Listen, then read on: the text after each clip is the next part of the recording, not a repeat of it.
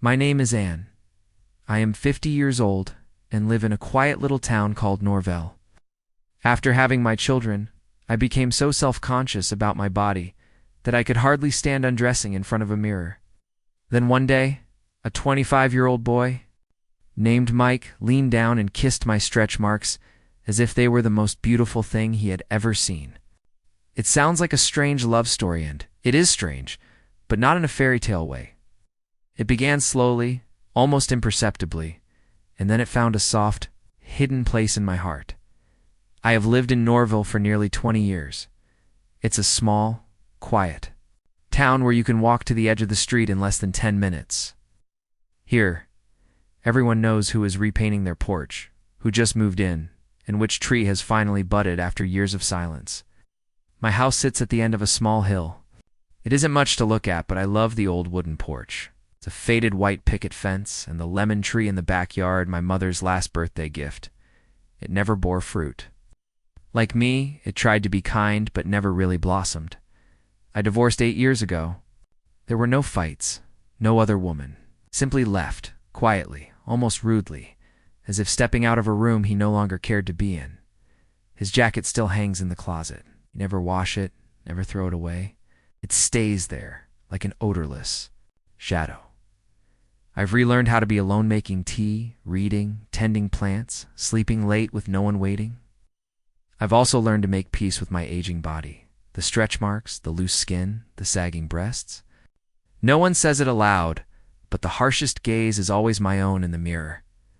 That morning, I was checking the fence when I heard a sharp clang, followed by a soft curse. Across the street, at the newly renovated house, a young man with messy hair was wrestling with a toolbox. His hands were dusted with wood shavings, his faded shirt clung to his back, and his face looked both determined and foolish, as if he wanted to seem more capable than he was. I was about to head inside when his eyes met mine. There was no hesitation, no judgment, just an easy, friendly pause. "Hello?" he said with a crooked smile. "I moved in yesterday." I nodded, said nothing, but I didn't turn away. 3 days later, he knocked on my door. "Excuse me, do you have a flat screwdriver?" I dropped mine. I knew he was lying. The tool bag slung across his back could have fixed half the street, but I handed him one anyway. He didn't leave. Instead, he sat on the steps and used the screwdriver to peel an apple. "I'm Mike, and I'm clearly destroying my fence." I didn't answer, but for the first time in years, I smiled. A real smile, small and almost shy, rising from a chest that hadn't felt light in a long time. After that, Mike started appearing more often. He never came inside, never talked much, but every morning at 7 o'clock sharp, he sat on his balcony with a cup of black coffee and headphones dangling loosely from one ear. I never started conversations, but I listened to his music through the wall's strange acoustic songs, soft and unfinished. Once, I spent an entire day just watching him work, sawing wood the wrong way, but with such stubborn patience. One afternoon, I baked too many cookies and carried a few over. He accepted them and nodded. Just sweet enough. I hadn't expected that simple phrase to make me feel enough even at 50. We weren't close, but it became a quiet habit. I knew Mike preferred pine to oak. Mike knew I lingered too long. By the lemon tree. Once I told him about my ex-husband. Not much. Just one sentence. He left his coat. And a void no words could fill. Mike didn't press, didn't ask for details. He just sighed softly. Maybe because sometimes people don't need to speak to stay. That day, I stayed quiet for a long time. Not because I was sad, but because, for once, someone wasn't trying to fix me. Just sat there. I didn't think I was falling in love. I didn't think Mike was reaching out. I only felt my heart slowly unshrinking, less dry. I began leaving the door ajar, no longer rushing to close it behind me. I have a strange habit Mike noticed around noon. When sunlight leans across the yard, I stand under the lemon tree, my palm against its trunk, as if listening for the heartbeat of something just waking after a long sleep. That lemon tree planted it over 10 years ago. When I turned 40, my mother handed me a small ball of soil. "Plant it," she said.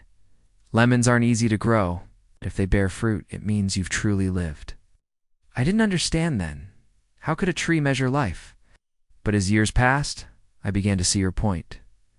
The tree grew tall, its canopy wide, its bark rough and peeling like my winter skin. But it never bloomed. It never bore fruit. One afternoon, Mike leaned on the fence, his chin resting on his hand as he watched me. "Your tree doesn't look very healthy." I didn't look at him. It's alive. It just doesn't bear fruit. Then, why keep it? I turned, my eyes not sad, just steady, because it's still here. Mike was silent for a moment. Then he said, almost to himself, "Maybe it doesn't bloom because no one's ever dared to talk to it." I laughed not loudly, but really I'm talking to wood, I teased. Wood doesn't have a chance to come back to life. Mike replied, "Quickly trees do." That afternoon, Mike walked over without asking permission, without pretending. To be polite, he just carried. A book about plants opened a few pages. SHN showed me. Hear people say, lemons need to cut off old branches so that new shoots can grow. I nodded but didn't touch the scissors. I was afraid, not afraid that the tree would hurt, but I was afraid that if I cut it, it would still be useless then. I would have nothing left to hope for. That night I lay thinking about how many things I had kept that no longer had a function: almond tree without fruit, an old coat that no one had worn, a wedding photo carefully stored in a moldy drawer. I didn't keep them because I felt sorry. I kept them because they were the only evidence that I had something to lose. The next day I took the scissors out. Garden Mike was cleaning the balcony, and when he saw me, he asked, "Are you really going to do it?" I nodded, not saying anything. My hands cut slowly each time I pulled. There was a click sound, as if someone was cutting a part of my memory. When I finished, I sat down on the ground and let out a long sigh. Mike didn't say anything. He just placed his hand on his heart from afar, then turned to the lemon tree, as if bowing to an old creature trying to revive. I laughed again, not because Mike is stupid, but because maybe I just cut off a stubborn part of my heart. And Norval people don't ask direct questions, but they have another way of caring. Some look with wary eyes, some look with curious eyes. The worst, there are looks that are both contemptuous and pitiful, like poor thing old and still I'm not stupid enough not to notice since Mike started coming to my garden regularly. I can see the eyes of Mrs. Lorene, who usually waters the plants in the afternoon, glancing over more often. She used to be a middle school literature teacher and loved to comment on symbols of modern decadence. I'm not sure what eom in her eyes, but I'm sure it's not a symbol of decency. One time I went to the market to buy bread. There were two women standing next to the fruit cart, not saying their names, but saying loudly, "The older ladies are really playful these days. Well, if you're bored of being alone, you should have some neighborly love, right?" I sneered inwardly, not because it hurt, but because I'd heard more than that. I used to think I was used to being misunderstood, but it turns out when it touches a newly sprouted emotion in my heart, it can still hurt. That day, I quietly went home. I didn't call Miklik. I usually did. He was already sitting on the porch, a cold cup of coffee in his hand. When he saw me, he asked, "Are you okay?" I nodded but didn't look him in the eye. Mike didn't ask anymore, but in the afternoon, Heck knocked on my door, handing me an old book. No author, just a note stuck on the first page. People often spread rumors about things they don't understand. I looked up at him. Mike smiled. "I'm not trained to defend myself. It's just if someone says something that hurts you, it want to be the one to make you forget it faster." I laughed softly, and for the first time in years I didn't feel the need to defend my feelings to a young person. The next day I deliberately watered the plants later than usual. It was at the time when Lorene watered the plants. I looked at her, smiled. "My lemon tree seems to be blooming again." Shouldn't answer. Just glanced. I poured more water into the vase, turned, and walked away, not in a hurry, not bowing my head back, because I knew whether she believed it or not, I was starting to believe in myself again. I'm not the type of person who easily gets upset. After all these years of living alone, I've learned to keep myself from being too happy to saddened, not expecting too much from anything that might accidentally fall away. But then, like a dry leaf resting on Miss Holder in a strong wind, no matter how hard I try, there are times when I can't keep calm anymore. That morning, Mike and I were fixing the fence. I don't remember who invited who. Maybe he invited me, maybe. I made an excuse to borrow the saw wand, just stood there. I was holding the wooden bar. Mike climbed up the ladder to close the latch. I said, "Be careful, Theodore is very old." He laughed. You've had it for 10 years. I laughed. Tathena light crack. I didn't have time to scream. The ladder broke in the middle. Mike slipped and he fell straight on me. I don't remember what happened in the first second. I just remember lying on my back, Mike, on top of me, one hand pressed against my cheek, eyes wide with shock in me, holding my breath like I was 18 again. We lay still for about 3 seconds. 3 seconds felt like a slow-motion film. I saw Mike's face, clearly very closing. To see the thin strand of hair across his forehead, the small drop of sweat under his chin, and the bewildered, frightened look in his eyes, not because he was afraid of pain, but because he was afraid I would misunderstand. I'm sorry, Mike stammered. Trying to stand up, he quickly said, "It's okay." But when he tried to push himself up, his elbows slipped, and he fell again, this time closer. Our lips were closer than the usual safe distance. My nose was almost decaying his neck. My heart was pounding, not like usual. It was unstable, irregular, and prodigal. After Mike stood up, he reached out to pull me up. My hand, for some reason, was still shaking slightly. Both looked at each other, smiling awkwardly, the kind of smile that didn't know whether to be embarrassed, apologetic, or grateful. "Next time, let me climb up alone," Mike said, rubbing the back of his neck. I nodded. "Next time, I'll stand a little further away." But we both knew what had just happened was not just a fall. That afternoon, Mike didn't come over. I didn't cross the fence either. Webbeth seemed to have tacitly agreed to leave the silence between the two small houses, to give our hearts a chance to slow down. I sat at the dining table in front of a plate of food that was gradually getting cold, thinking of this morning's events. I was not a girl in her 20s, nor did I have the illusion that a fall could open up a love, but I couldn't deny it. At that moment, something inside me fell softly, betrayally. That night I turned on the porch light later than usual, as if waiting for Simonian to turn on the light on the other side, and then exactly at 9:05 p.m. Mike turned on the balcony light. He sat there, still, with a cup of black coffee, still with headphones. But this time his eyes weren't looking up at the sky. They weren't looking at my porch. I didn't turn away. I didn't smile. I just sat there, Mayans. Around my cup of ginger tea, looking back, not a word was spoken. Something was acknowledged the next morning. Mike knocked on the door, bringing over a new ladder. "You'll Doretto climb again after I change the ladder," he said, still holding the hammer, his eyes smiling vaguely. I took it, and for the first time, I took the initiative to say, "Go up and close the last few bolts to make sure I'll hold ladder." Mike nodded, but when he reached the third step, he turned and said, "But don't stand too close. I'm not ready to fall a second time." I laughed, and my heart skipped another beat.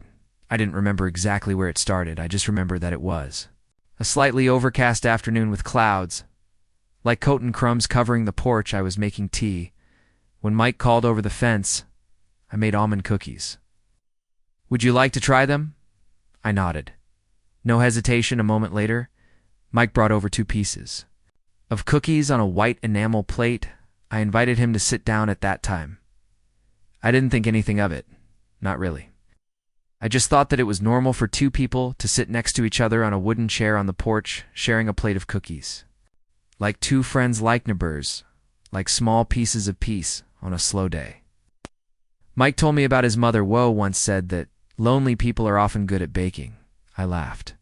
Mike looked at me with an inexplicable look. "Because you've lived alone for so long, the cookies you make are just enough, not too much, not too little." I asked again, "Are you praising or criticizing? What do you think?" I didn't answer because at that moment Mike's hand touched mine lightly, very lightly, as if testing whether I would pull back. I didn't. We sat in silence for a long time.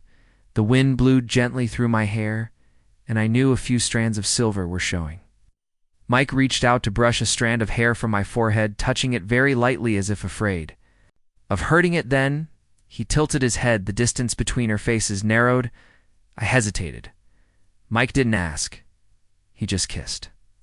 A light kiss, not rushed, not forced, not dramatic. His lips touched mine as an invitation that if I let him, he would stay a moment longer. I let it sit there for a few seconds. Then I pulled back, not in panic, just gently pulled away, as if to remind us both we were still between 2 worlds. I said softly, "I need some time." Ku was not disappointed. He did not try harder. He just nodded. "I understand." He stood up, walked slowly, and paused for a moment on the steps. If you don't want Tothin, let it be a kiss that no one remembers clearly. But if you remember, then I remember too. I couldn't sleep that night not because of the kiss, but because of what it brought with it, a vague longing which I thought I had pewed away long ago. I stood in front of the mirror looking at myself. It was still. Same shoulder, the same crow's feet at the corners of my eyes. The same slightly sunburned wrists, the same 50-year-old Anne with the past and thick layers of defense. But for the first time, I asked myself, do I have the right to start something, even if it comes from someone half a lifetime younger than me? The next morning, Mike was still sitting on the balcony, still coffee, still headphones, but the look in his eyes when he looked at me warmer. I brought a Cupoff ginger tea over. I made it a little sweet this time. I said to make up for the slightly unexpected kiss last night. Mike smiled. If I had known, I would have kissed him sooner. I glared at him lightly, but inside something blossomed. I didn't know when I started to fear the light. Not daylight, but the light of a yellow lamp in a closed room where my naked body was exposed. After giving birth, I used to look in the mirror. Not to admire, but to count the damage. There were stretch marks running down. Mistomac-like cracks in ancient pottery. There were places where the skin was wrinkled, sagging like a piece of fabric thought had been shrunk. My breasts were no longer full. My hips were wide. My back had a few dark spots. I learned to accept it, but I never dared to think that's a me and would want to kiss it. That night Mike stayed late.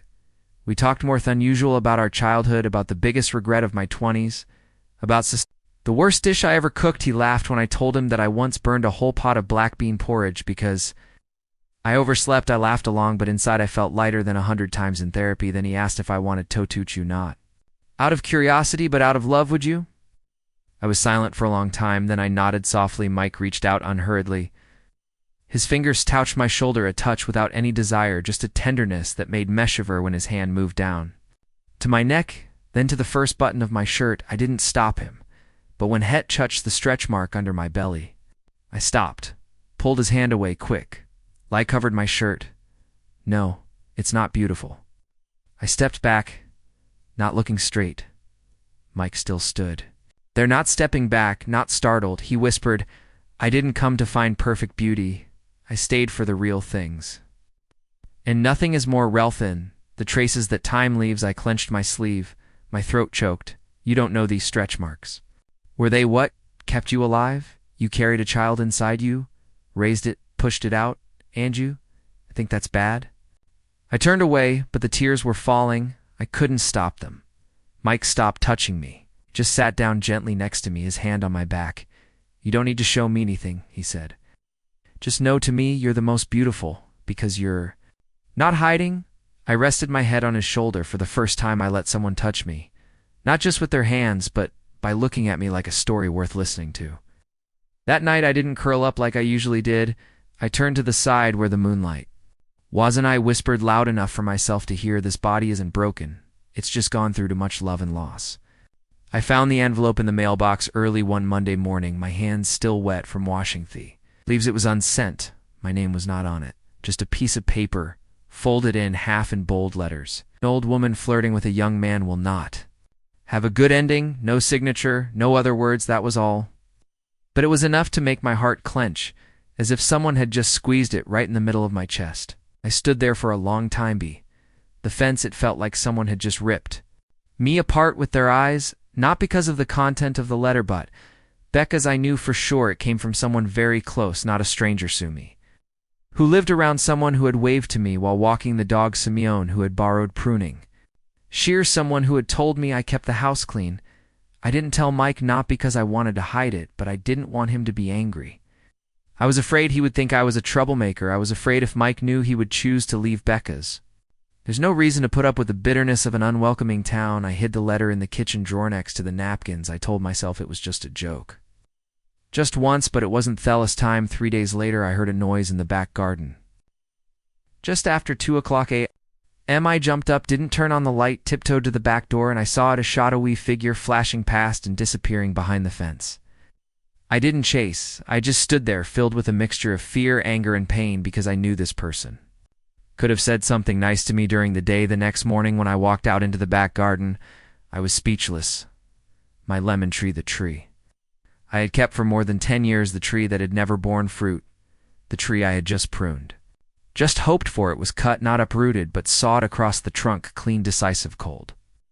I knelt down, placed my hand on the lemon tree trunk still wet with sap.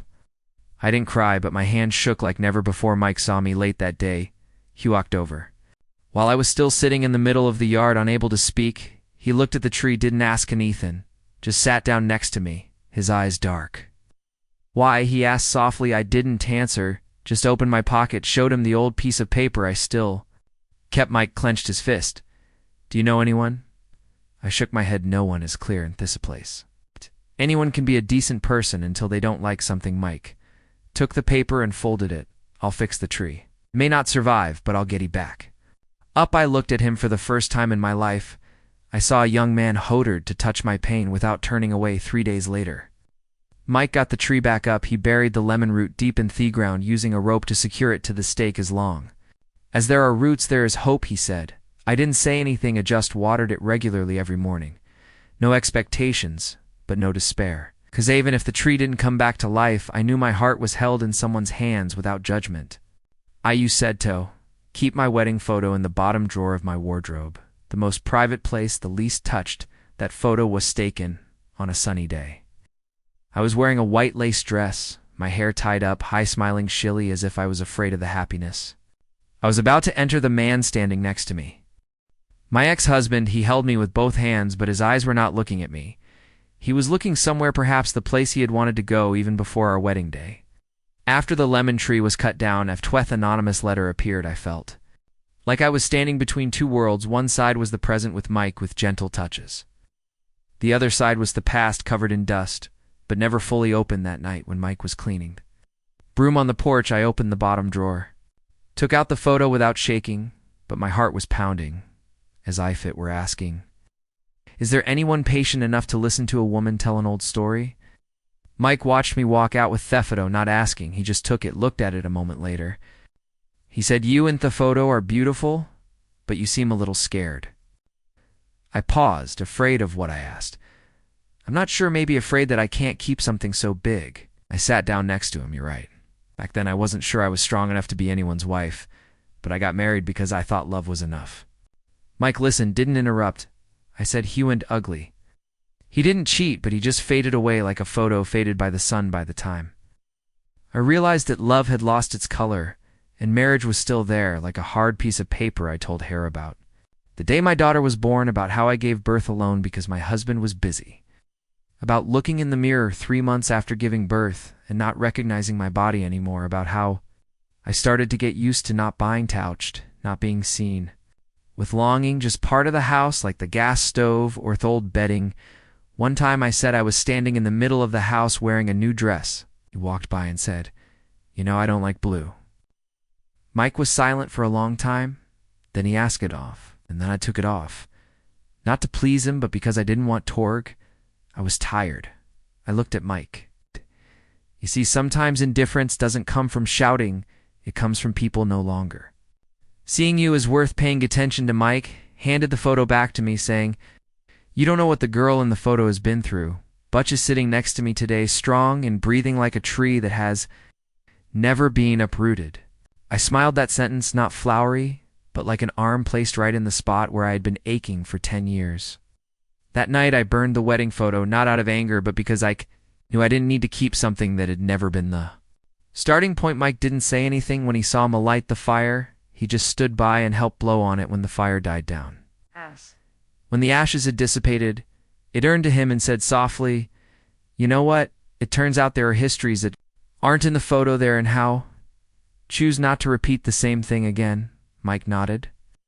"And you think we don't need photos to continue the story, right?" I nodded back slowly and surely, as believe for the first time I deserve a new chapter, not one that begins with regret. I can't sleep.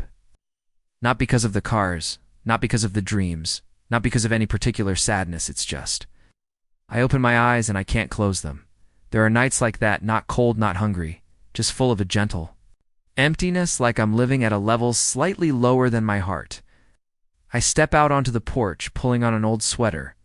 The clock reads 2:13 a. M. Norvell is asleep. The town goes to bed more punctually than a hospital. I sit down on the steps. The night wind blows by so gently. It doesn't shake the trees, but it's enough to stir memories. The nights I used to stay up alone after divorce. After the girl went to college, after mom died, I'm used to it, but that doesn't mean. I'm not sad as small click sounds. I turn Mike's balcony light camison. A few seconds later, he emerged, his hair disheveled, wearing a thin coat, a glass of water in his hand. He didn't say hello. He just looked at me, and I understood Mike couldn't sleep either. I raised an eyebrow. Nightmares. He shook his head. No, it's just some nights my mind won't stop thinking about what? About everything and about one thing. What? Mike looked at me softly. That if someone else is awake, then I'm not really alone. I fell silent, holding my cup of tea. I looked at him. Distance was only 2 white chrysanthemum bushes I used to think intimacy was touching, kissing, lying next to each other, but that night I realized there is an even deeper intimacy when 2 people sit across a fence, say nothing, and still feel heard. Do you want me to sit on the other side, Mike? Asked, pointing to my porch chair. I nodded very softly, Mike. Around the gate quietly, when he sat down, I felt my heart calm down, like a lake rippled by the wind. No one saw anything. We just sat like that together on a night when there was no reason to be sad, but not enough reason to be happy. Mike leaned his head back on the chair, his eyes looking up at the sky. Do you see anything I don't see anything?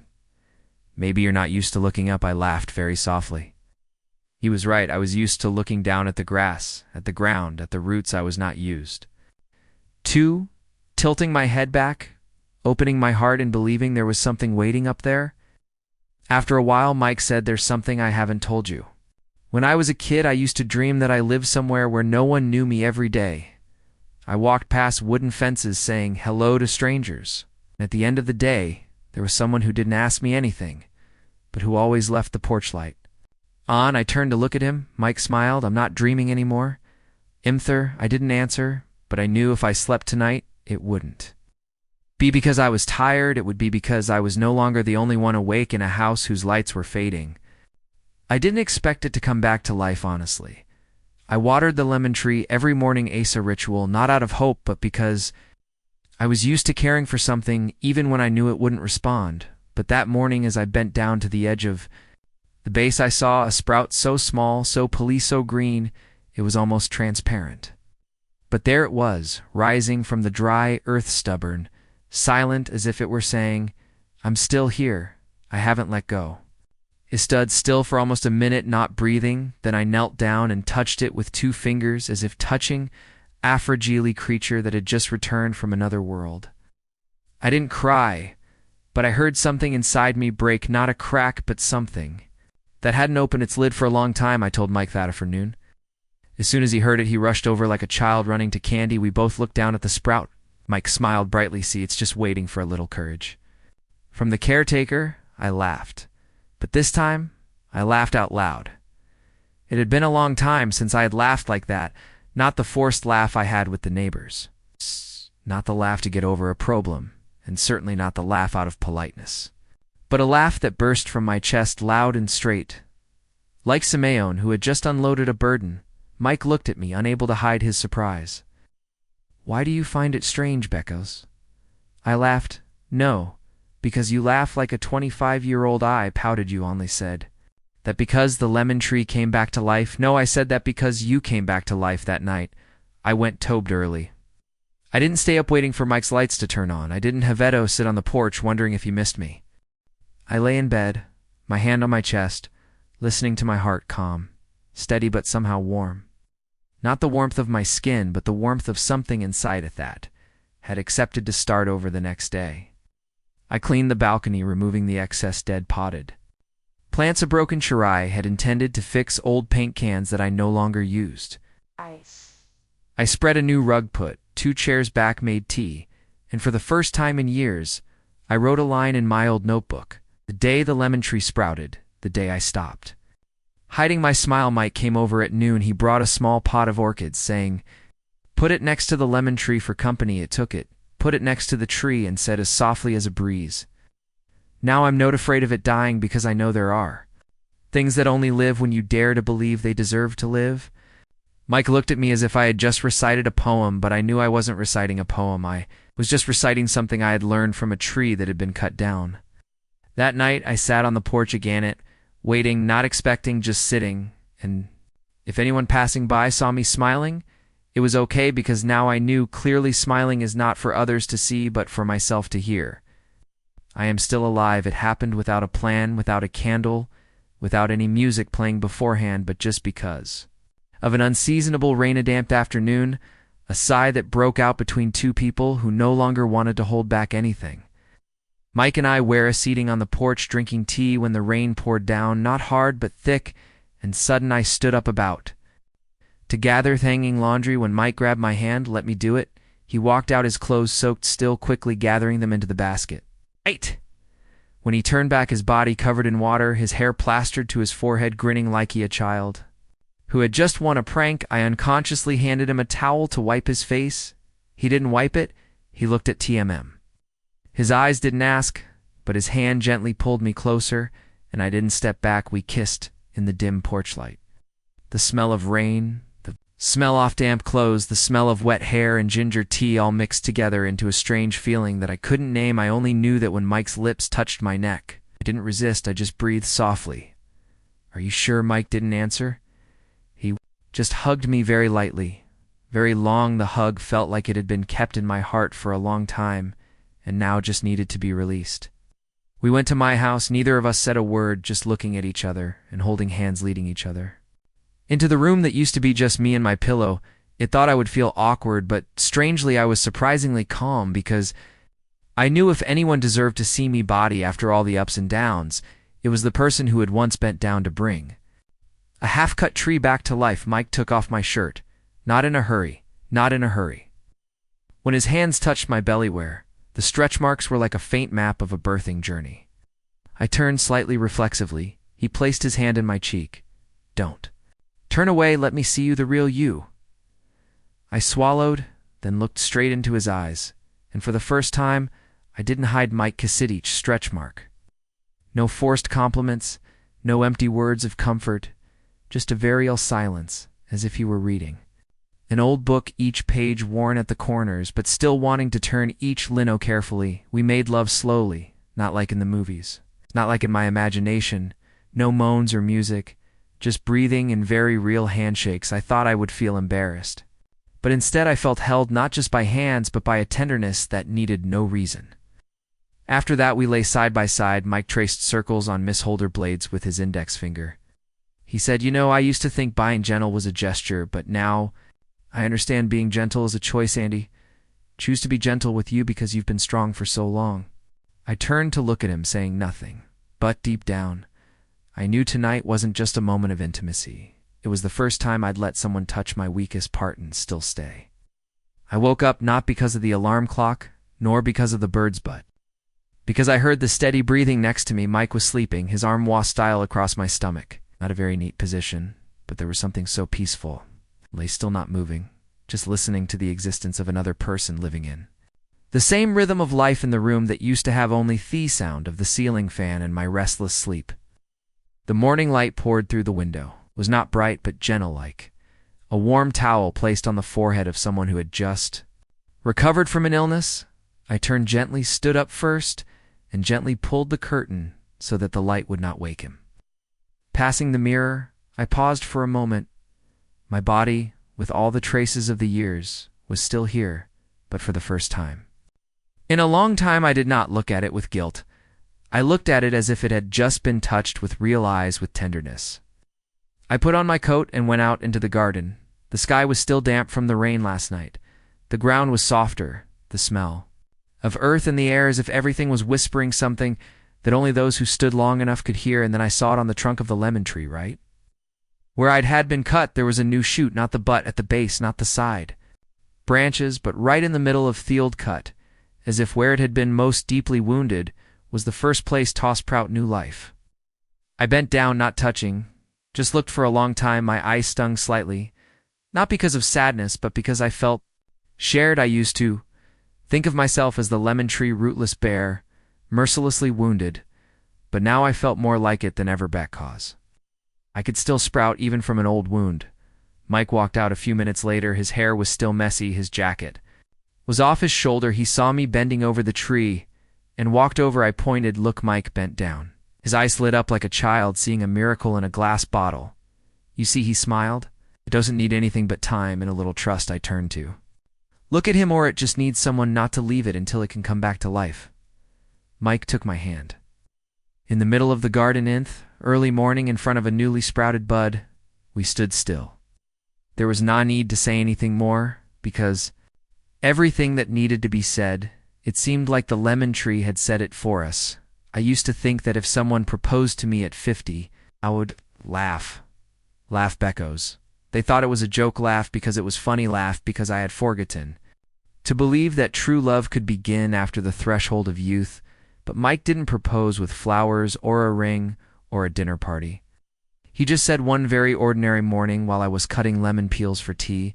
I was thinking, he said, leaning against the kitchen counter, turning a cup of hot tea, thought, if you don't mind, we could think a little further. I looked up the knife in my hand, faltering, how far is that? As far as living together for a while. Let's see, no strings attached, but not indifferent. I put the knife down and laughed, not a mocking laugh, but a, oh, so that can't happen laugh. Mike looked at me a little worried. If you see it soon, I can wait, or never mention it again if you want. I shook my head, not soon. It's just I never thought you were. That's serious. I don't know any other way to be serious than wanting to move in with someone. He lied again, then silence. There was a long pause, long enough to hear the birds outside, and the tea getting cold in my cup. I had a husband, I said softly. And I was with someone, and I was as lonely as if I were sleeping in a rented room. Mike didn't say anything. He just put his hands on the back of the chair looking at me. I don't want to be in a house again having to guess what the other person is thinking or live on my guard to keep them. Mike nodded. I don't want that either, so if you agree, then we'll live together, not agreeing to be someone else. You are you, I am me, and we just need to be real with each other. I looked at him, a slow look, not to consider, but to record the moment when someone half my life younger than me was the most mature person I'd ever seen sitting in front of me. I nodded, not big but sure. That night, Mike brought over a box of books, a bag of clothes, and an old guitar. He didn't pack them right away. He just put them in the corner off the living room, then said, I'll clean up tomorrow, but today I just want to have a meal with you in a house that's no longer a one-person home. I cooked something simple, white rice, fried eggs, vegetable soup. We both ate as if we'd been used to this for years. After the meal, I washed the dishes. Mike wiped the table. No one talked about the future, no plans. There was only the sound of water, sound of towels, and occasionally a very small laugh, the kind of laugh of two people who know they are not in a hurry anymore, because when a love does not need to race, it will have enough time to grow before going to sleep. Mike said, tomorrow we'll plant another tree next to the lemon tree. I asked, what tree? Tangerine tree next to the lemon tree, a pair of friend. I shook my head. Lemons are sour, tangerines are also sour too. Sour things placed next to each other, are they compatible? Mike smiled. At least they don't feel too out of place. I didn't think I would see him again, not because it hurt too much to want to, but because I thought the past was fair enough away that I wouldn't come back again. But that morning, as I was watering the lemon tree now with 3 new Lavassa Strange, car stopped in front of the gate. The car window rolled down, and I saw that face once, familiar now, like Amory rewound. And his voice still soft, still slow, still with a familiar politeness. I was passing by, saw the house. So I stopped. I stood still. For a second, not angry, not happy, it was just me. Mind was searching for myself. Should I react like an old person, or like a different person? Come in, I said softly. I didn't offer tea, didn't start a conversation. Just sat down on a chair on the porch. He sat across from me. The distance was enough to keep me from feeling suffocated. How are you? I spoke first. It's okay. He looked around. The garden is the same as before. I nodded. Just a few more things. The lemon tree is still there, yeah, but it sprouted. Again he fell silent. His eyes lingered on the young leaves. I thought it was dead, Mutu. After a long while he sighed softly. I came back here not to make things worse. It's just I feel like I owe you a favor. I didn't reply. I knew what was coming, and I wasn't sure I wanted to hear it. I'm sorry, because back then it made you invisible in your own house. I remained silent, but my hands clasped together. I know there are no words, Butif. You ever feel hurt then? I take responsibility. I looked straight into his eyes, no resentment, no avoidance. You didn't break me. We both didn't know how to hold on to each other. That's it, Buchiar.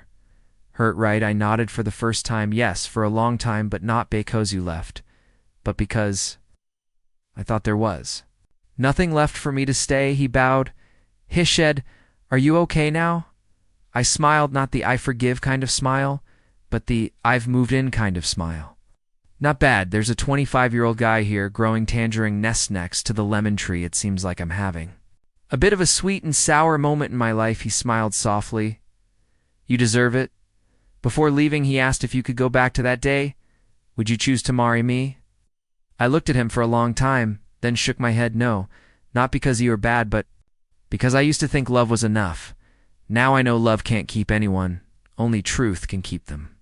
He nodded, he stood up, he didn't touch me, he didn't try to ask for anything more, he just said, I hope you continue to live the way you are, beautiful Andanao. After his car was out of sight, I stood up, I held the unbrewed teapot in my hand. Walked into the house.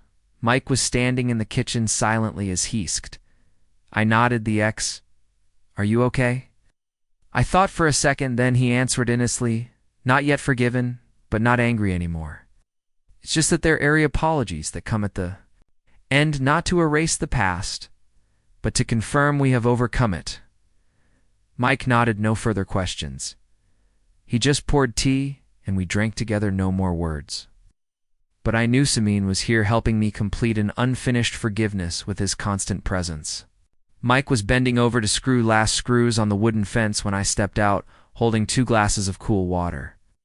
The morning was mildly sunny. The ground was still moist from the rain last night, and the wind was enough to make the trees in. The backyard rustled like a summer whisper. I leaned against the doorframe, watching his back. Still lean, still strong, and somehow reassuring in a very real way. What piece is coming off this time? I asked it half. Joking, Mike turned his head, sweat lightly, beating his forehead, smiling brightly. Not fixing, dismantling today is the last time. I'll talc this fence. I stepped closer, placing the glass of water on the edge of the brick wall. Hush. Dismantling, I frowned slightly. Yeah, Mike replied, because I don't want it standing here anymore. Eat want nothing between your house and mine? I was silent for a few seconds, looking at the gray wooden slats, each one repaired by Mike every week, each nail hammered 3 times, then turned back to look at him. So he nodded, his eyes never leaving me, deep and steady. So if you agree, we can start thinking about living together. Really no longer 2 houses next to each other, but under one roof. I wasn't as surprised as I thought I would be. In fact, a part of me had been waiting for that offer, not because I was lacking, but because I had enough. Enough to believe that I could build something solid with someone. Again, safe enough that I wouldn't have to worry about it breaking in a storm, but I still asked, are you sure? Mike nodded with hesitation. You don't have to change anything, we just need to be honest with ourselves, just like we've always been. And so that morning, instead of fixing the fence, we took it down, not in a hurry, not loudly, slowly, bar by bar, as if we were dismantling the last remaining differences in me. The layers of fear that had been glued to life with the glue called disappointment. The space between 2 houses opened up. It was no longer a boundary. It was a space it was a shared yard.